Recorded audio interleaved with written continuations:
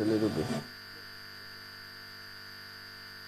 Okay, well, there you have that. Some reports about the security situation. Well, you're also the Supervising Minister of Defense. Morning, and thank you for joining us. Hope you can hear us now. But having seen that report, the last bit of it, they'd say opinions are divided concerning how Nigerians feel about security. What do you think about what you've just heard? Concerning what? Security in the country, and terrorism particularly. Well, I can tell you clearly that in the last 1 year, we have faced insecurity head-on, particularly the insurgency in the northeast of Nigeria. If you notice, before 2013, the insurgents were able to operate in many states in the north. In fact, you recall that even Abuja was hit twice. The police headquarters, the UN building, the This Day building, about 3 times. If you notice, there were also quite a number of explosions in Kaduna and Kano and several other places. But what we have done over this period, first, with the declaration of the state of emergency, we have been able to generally contain the insurgency within the northeast of Nigeria. This is by no means, an easy effort. So far, from government investment, from what we have done to ensure that we contain the insurgency within the northeast, it's been largely a success. In the last year, there were less attacks outside the northeast. And even in the northeast today, you will notice that a lot of the activities of the insurgents are now contained within Borno and Yobe states. As the state of emergency develops, you will also notice that there has been increase in security presence as we set up the 7th Division of the Nigerian Army. So I believe that the successes we have recorded in the last 1 year should not be overshadowed by recent hit back by the insurgents at the Maiduguri airport and at Bama. The reality of the situation is that the success of the security measures will not be without interruptions, will not be without occasional hit back by the insurgents. But we should look at the overall development of what the government has done in terms of containing the insurgency. Like I said, since the state of emergency was declared, you will also notice that a number of the elements that moved from the northeast to other places as far away as Lagos and Ogun were picked up. There's also been arrest of these elements in Kaduna, in Sokoto, and several other places in Kogi, and many other places that they had set shop to operate. If you look at the situation in Kano, it has gone largely controlled because of the increased intelligence, increased security cooperation between the citizens and security forces. You will notice that we have succeeded largely in containing some of the activities of the insurgents in Kano. So if you look at the overall development of how this issue has been handled, you will notice that we have recorded tremendous successes.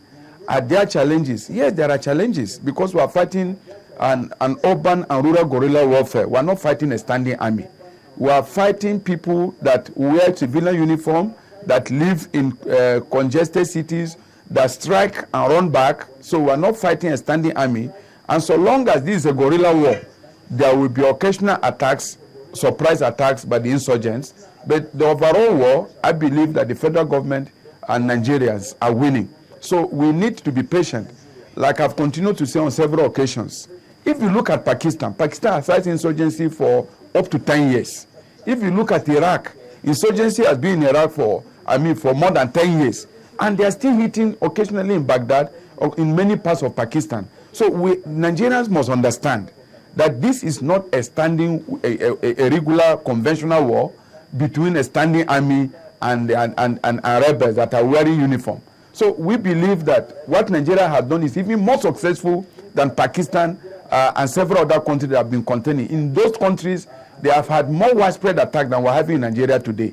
I believe the Nigerian security forces are doing much better than their counterparts in Pakistan, in Yemen, and several other in Iraq. So I believe we should look at the nature of the war and the nature of the insurgency we are facing and the successes we have recorded. So what we have seen is that each time the insurgents make some desperate attack, then the newspapers, everybody goes back. Oh, security forces are failing. We must understand the nature of this war, and I believe our security forces have done much better. Many of the leaders of these insurgents are in detention. They are being tried. And we continue to arrest them, day in, day out. So I believe this is a protracted war because the insurgents are coming from within and outside Nigeria. You eliminate some in Nigeria, some cross the border of Cameroon, cross the border of Chad and Niger, all the way from Mali. So we are doing well in this insurgency, and I think we should be giving government cooperation rather than if you can hear using us, so isolated cases to make judgment. If you look at the overall war, we have succeeded largely. We still have challenges and we're confronting them. I hope you can hear us. What can you tell us about the multinational joint task force? Because you say they come in, attack, and go out.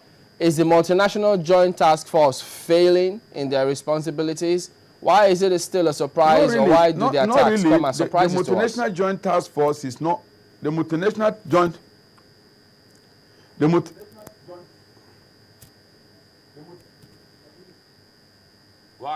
multinational joint task force is not failing in its own responsibility. What has happened is that the multinational task force is operating, and we have troops from largely from Chad, from Niger Republic, and it's also largely, Nigerian armed forces.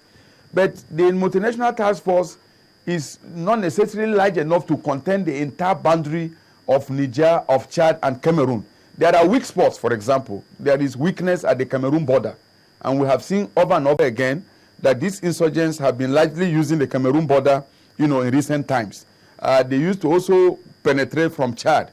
They still come in, occasionally from Mali, but it's a developing situation. So the mere fact that you have a multinational task force does not mean that overnight everything will go quiet. There are also those that will, occasionally exploit weaknesses. So we're also learning in this war, as we continue to proceed, we look at areas of weaknesses and we continue to strengthen our strategy and our deployment. So definitely we need greater international cooperation, and Nigeria will be seeking that cooperation from both the Cameroonians as well as Chad, Mali. There has been cooperation, but we can do more, to ensure that there is no safe haven anywhere, among our neighboring countries for terrorists who are attacking our country, because these terrorists will also attack those countries. They are not just attacking Nigeria.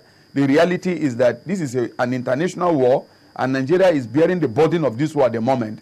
And we are succeeding. We have done much better than several countries that have this challenge. Americans are still struggling in Afghanistan. So when you begin to attack what we are doing, you should look at the success. The Nigerian security forces have performed very, very well in this war so far. And I think we should praise them. We should give them cooperation rather than sensational reports in the newspapers. Ever since the Bama attack, has Nigeria approached Cameroon to address some of these issues of cooperation with them? I've told you we are working with Cameroon, and we don't have to discuss the details of what we are doing before television cameras. But definitely, Nigeria is exploring every diplomatic opportunity to ensure that we have all the cooperation of our neighboring states, so that we can jointly confront this insurgency. Talking security, perhaps we should look at another area that's being given some headache, which is oil theft. What can you tell us about our battle against combating oil thieves? Yes, you recall that oil theft has been here for more than 10 years. Is a sophisticated network, and it's at the level of the community, it's at the international level, and there are several forces at play here.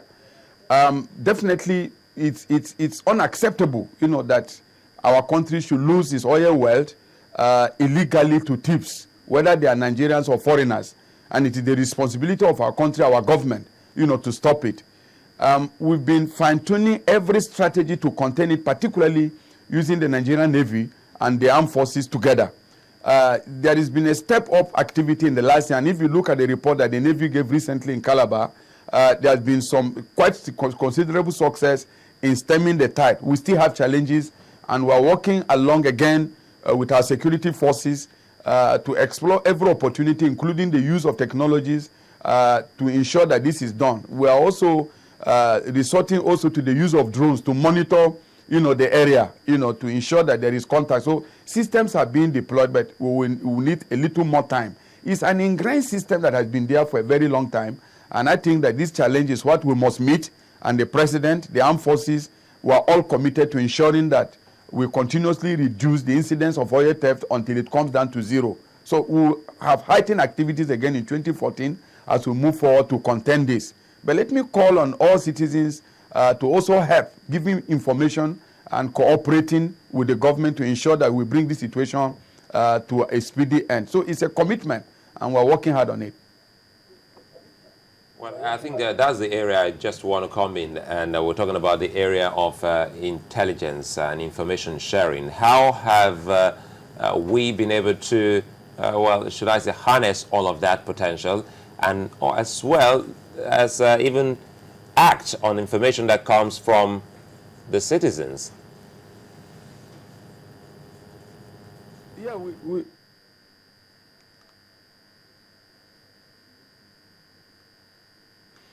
Suleiman, sometimes you are not coming through. Maybe the network is bad. But what I can hear from you is what have we been able to do with information coming from citizens. That's the portion I hear. We deploy it to use. Each time we get sensitive information and it is part to the security forces, don't forget there have been a lot of arrests. We have also bossed quite a number of the activities of the oil thieves. Illegal refineries in the region have been largely destroyed. So security forces continue to record successes in this area. So we are working, checking the systems, the operation of the sophistication in the operation shows that there must definitely be some collusion between experts that manage the big oil companies and these thieves. So we are looking at all the ramifications in all the areas of cooperation. From the oil companies, what is their responsibility? From the Nigerian Navy, what is their responsibility? From our secret service, what is their responsibility?